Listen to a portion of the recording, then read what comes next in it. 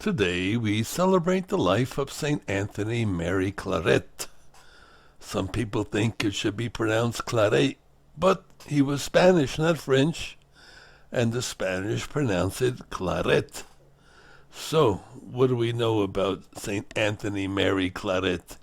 He was the spiritual father of Cuba, a missionary, religious founder, social reformer, chaplain to the Queen. He wrote, he published, and he was also a refugee.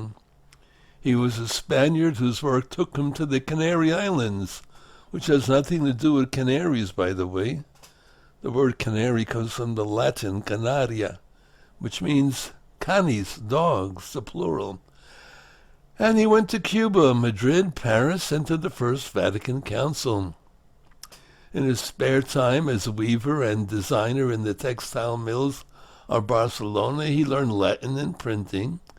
The future priest and publisher was preparing.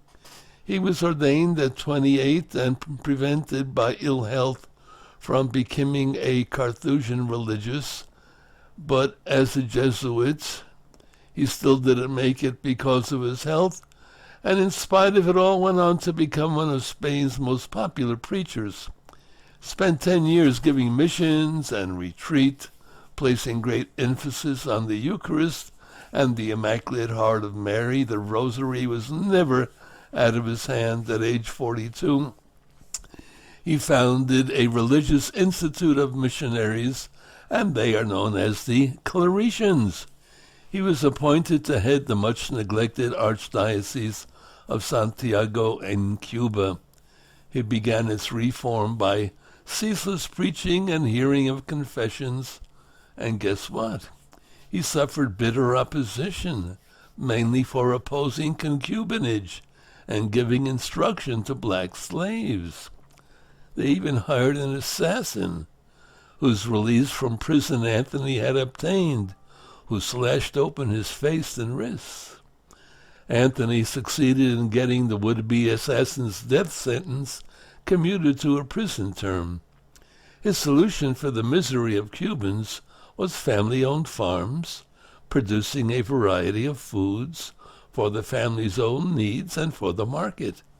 This invited the enmity of the vested interests who wanted everyone to work on a single cash crop, sugar.